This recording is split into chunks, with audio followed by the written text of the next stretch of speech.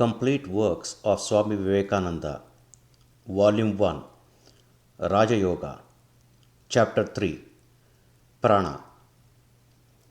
Pranayama is not, as many think, something about breath. Breath indeed has very little to do with it, if anything. Breathing is only one of the many exercises through which we get to the real pranayama. Pranayama means the control of prana. According to the philosophers of India, the whole universe is composed of two materials, one of which they called Akasha. It is the omnipresent, all penetrating existence. Everything that has form, everything that is the result of combination, is evolved out of this Akasha. It is the Akasha that becomes the air, that becomes the liquids, that becomes the solids. It is the Akasha that becomes the sun, the earth, the moon, the stars, the comets. It is the Akasha that becomes the human body, the animal body, the plants, every form that we see, everything that can be sensed, everything that exists. It cannot be perceived. It is so subtle that it is beyond all ordinary perception. It can only be seen when it has become gross, has taken form. At the beginning of creation, there is only this Akasha. At the end of the cycle, the solids, the liquids, and the gases all melt into the Akasha again. And the next creation similarly proceeds out of this Akasha. By what power is this Akasha manufactured into this universe? By the power of Prana.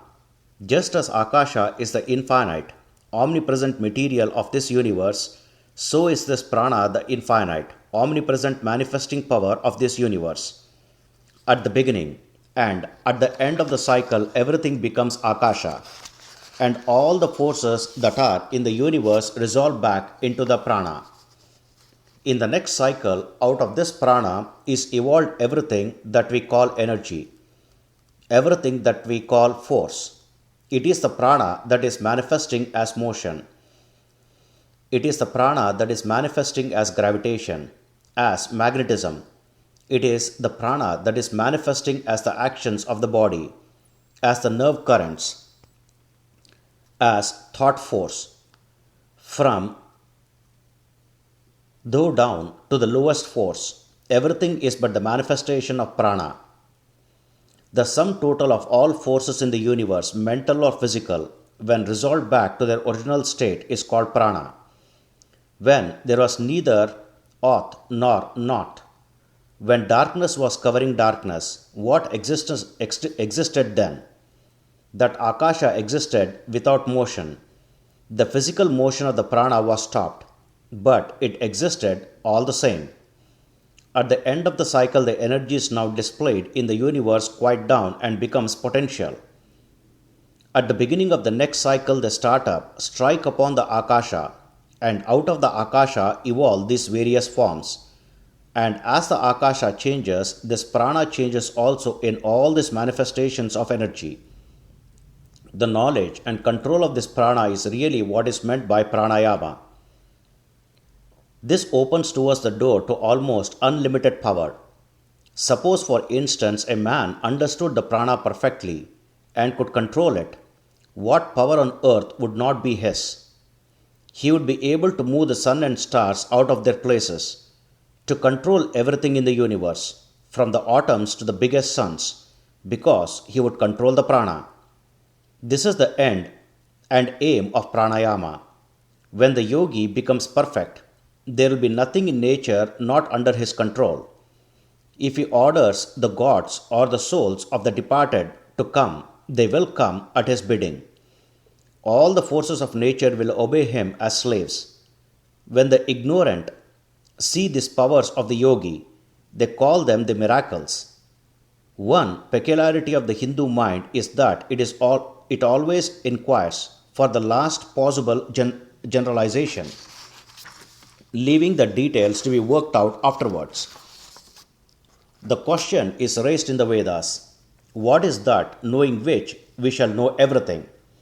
Thus, all books and all philosophies that have been written have been only to prove that by knowing which everything is known. If a man wants to know this universe bit by bit, he must know every individual grain of sand, which means infinite time. He cannot know all of them. Then, how can knowledge be? How is it possible for a man to be all knowing through particulars? The yogis say that behind this particular manifestation there is generalization. Behind all particular ideas stands a generalized, an abstract principle. Grasp it, and you have grasped everything. Just as this whole universe has been generalized in the Vedas into that one absolute existence, and he who has grasped the existence has grasped the whole universe. So all forces have been generalized into this prana, and he who has grasped the prana has grasped all the forces of the universe, mental or physical.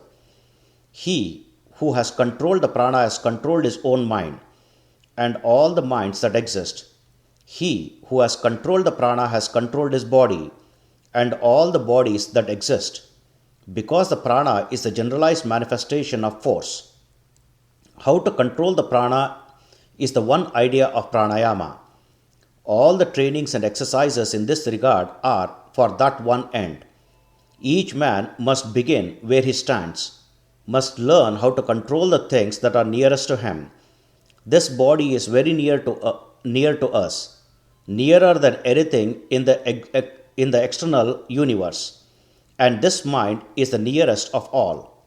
The prana which is working this mind and body is the nearest to us of all the prana in this universe.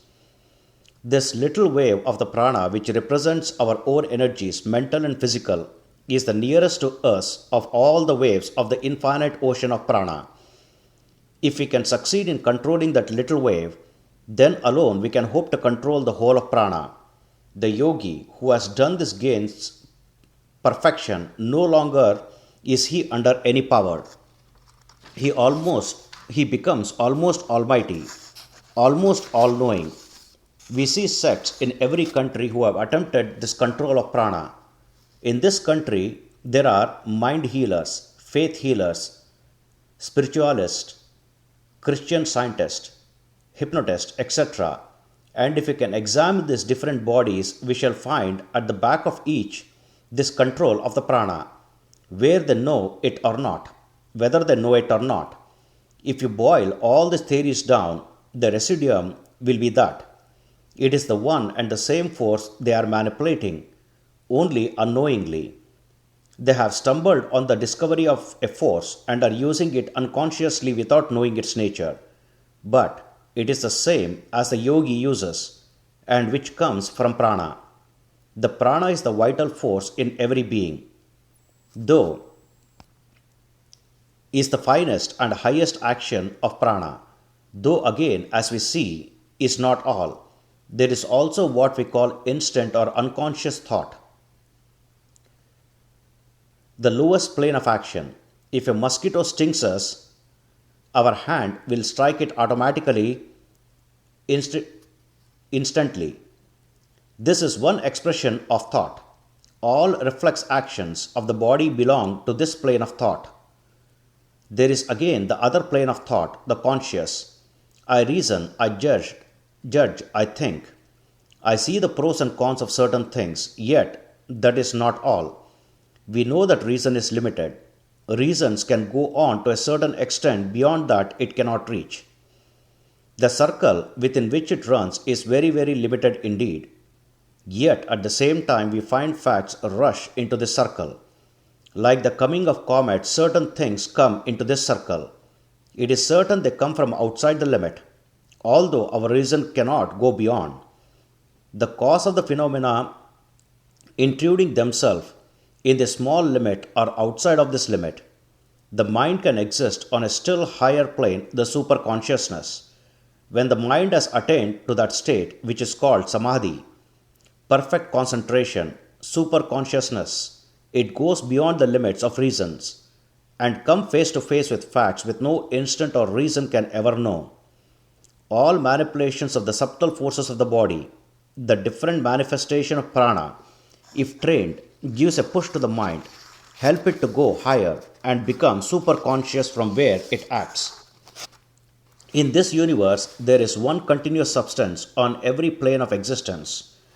Physically, this universe is one. There is no difference between the sun and you. The scientist will tell you it is only a fiction to say the contrary. There is no real difference between the table and me. The table is one point in the mass of matter, and I another point. Each form represents, as it were, one whirlpool in the infinite ocean of matter, of which no one is constant. Just as in rushing streams there may be millions of whirlpools, the water in each of which is different every moment, turning round and round for a few seconds and then passing out, replaced by a fresh quantity. So the whole universe is one constantly changing mass of matter, in which all forms of existence are so many whirlpools. A mass of matter enters into one whirlpool, say a human body, stays there for a period, becomes changed and goes out into another, say an animal body this time, from which again after a few years it enters into another whirlpool called a lump of mineral. It is a constant change. Not one body is constant. There is no such thing as my body or your body except in words. Of the one huge mass of matter, one point is called a moon, another a sun, another a man, another the earth, another a plant, another a mineral. Not one is constant, but everything is changing. Matter eternally consecrating and disintegrating. So it is with the mind. Matter is represented by the ether. When the action of prana is more subtle, this very ether in the finer state of vibration will represent the mind, and there it will still be one unbroken mass. If we can simply get to that subtle vibration, you will see and feel that the whole universe is composed of subtle vibrations. Sometimes certain drugs have the power to take us, while as yet in the senses to that condition. Many of you may remember the celebrated experiment of Sir Humphrey Davy, when the laughing gas overpowered him. How, during the lecture, he remained motionless, stupefied, and after that he said that the whole universe was made up of ideas. From the time being, as it were, the gross vibrations had ceased, and only the subtle vibration which he called ideas were present to him. He could only see the subtle vibrations around him. Everything had become thought. The whole universe was an ocean of thought. He and everyone else had become little thought whirlpools. Thus, even in the universe of thought we find unity. And at last, when we get to the self, we know that the self can only be one. Beyond the vibrations of matter in its gross and subtle aspects, beyond motion, there is but one. Even in manifested motion, there is only unity. These facts can no more be denied. Modern physics also has demonstrated that the sum total of the energies in the universe is the same throughout. It has also been proved that this sum total of energy exists in two forms. It becomes potential, toned down and calmed, and next it comes out manifested as all these various forces. Again it goes back to the quieter state, and again it manifests. Thus it goes on evolving and involving through eternity. The control of this prana, as before stated, is what is called Pranayama. The most obvious manifestation of this prana in the human body is the motion of the lungs. If that stops, as a rule, all the other manifestation of force in the body will immediately stop. But there are persons who can train themselves in such a manner that the body will live on, even when this motion has stopped. There are some persons who can bury themselves for days and yet live without breathing. To reach the subtle, we must take the help of the grosser, and so slowly travel towards the most subtle until we gain our point. Pranayama really means controlling the motion of the lungs, and this motion is associated with the breath. Not that breath is producing it, on the contrary, it is producing breath.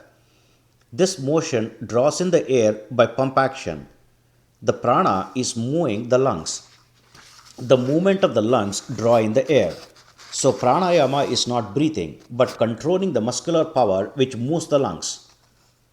That muscular power which goes out through the nerves to the muscles and from them to the lungs, making them move in a certain manner, is the prana, which we have to control in the practice of pranayama. When the prana has become controlled, then we shall immediately find that all the other actions of the prana in the body will slowly come under control. I myself have seen men who have controlled almost every muscle of the body. And why not? If I have control over certain muscles, why not over every muscle and nerve of the body?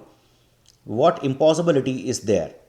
At present, the control is lost, and the motion has become automatic. We cannot move our ears at will, but we know that animals can.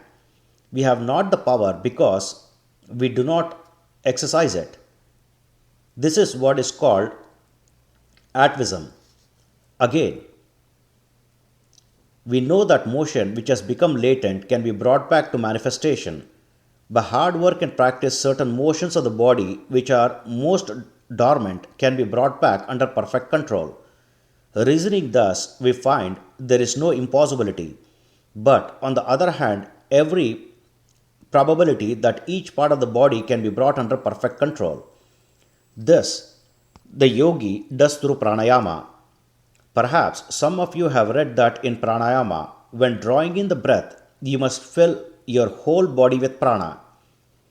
In the English translation, prana is given as breath, and you are inclined to ask how that is to be done. The fault is with the translator. Every part of the body can be filled with prana, this vital force. And when you are able to do that, you can control the whole body.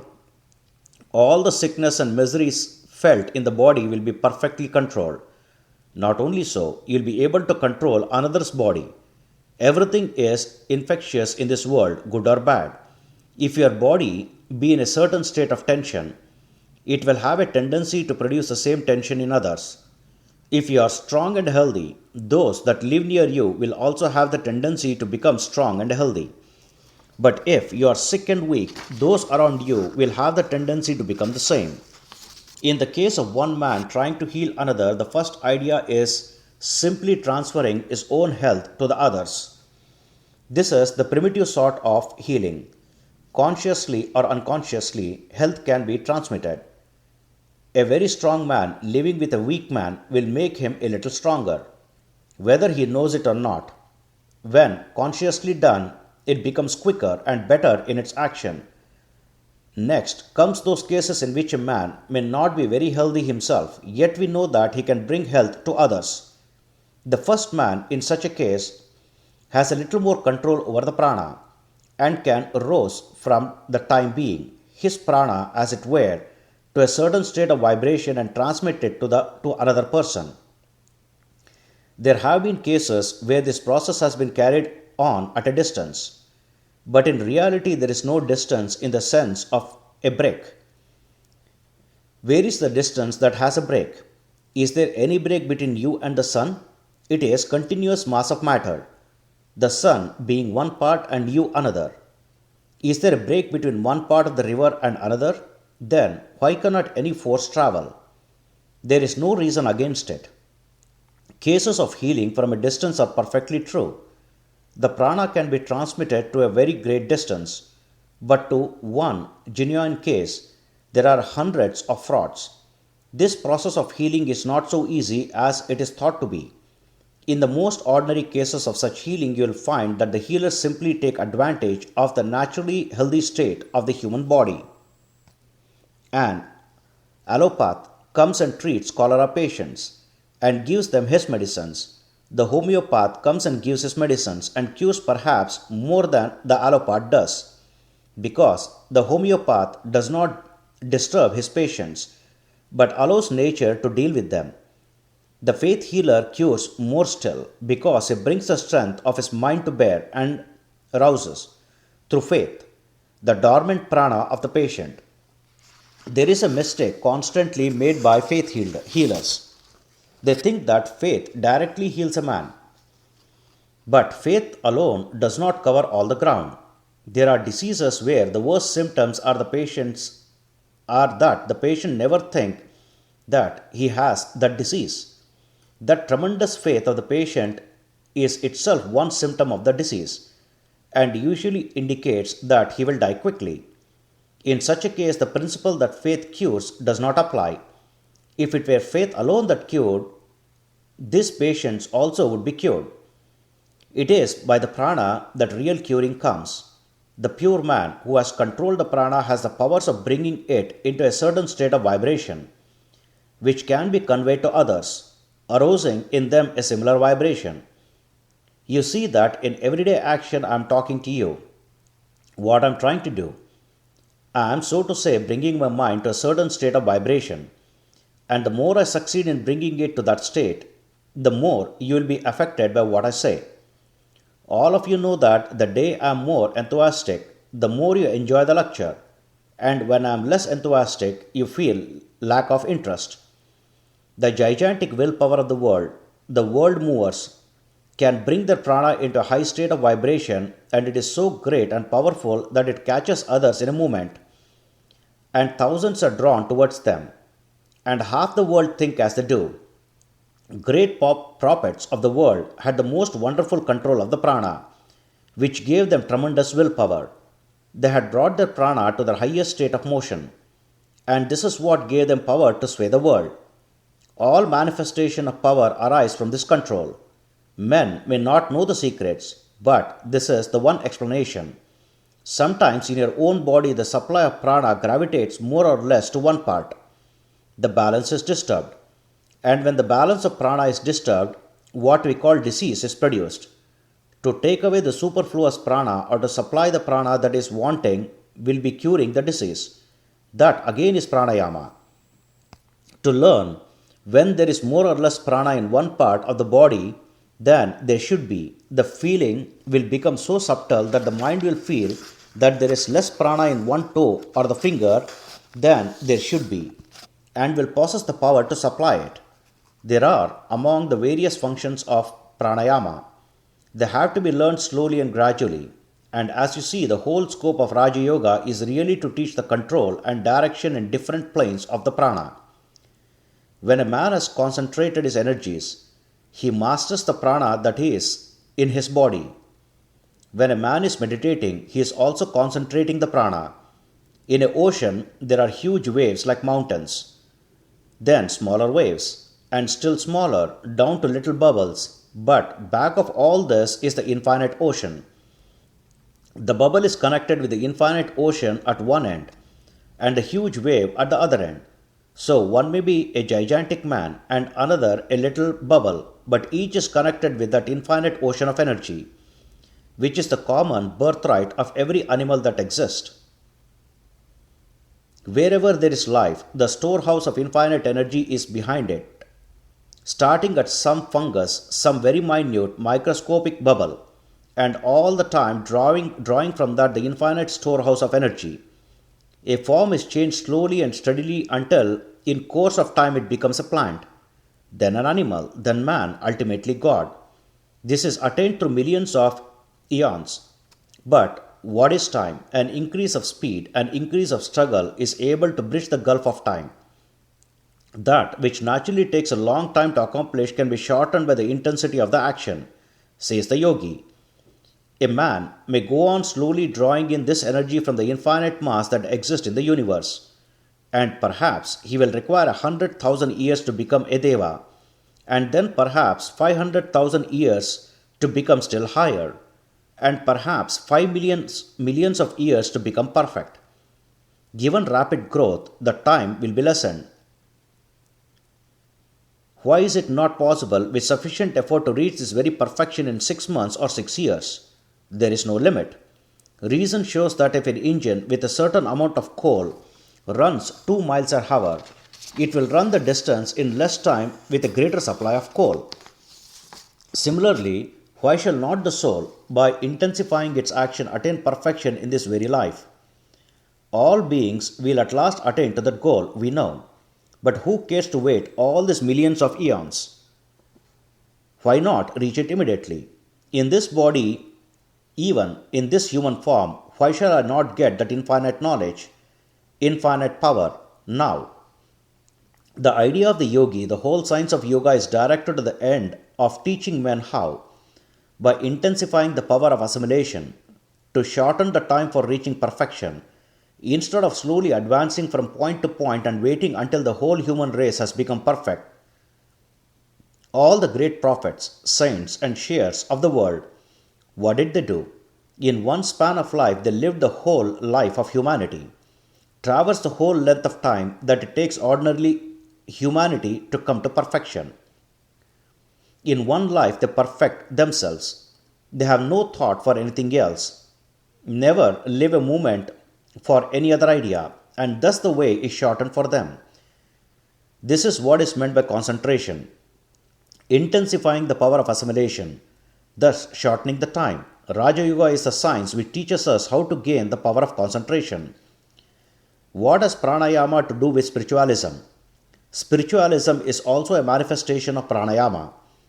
If it be true that the departed spirit exist, only we cannot see them, it is quite probable that there may be hundreds and millions of them about us we can neither see, feel, nor touch.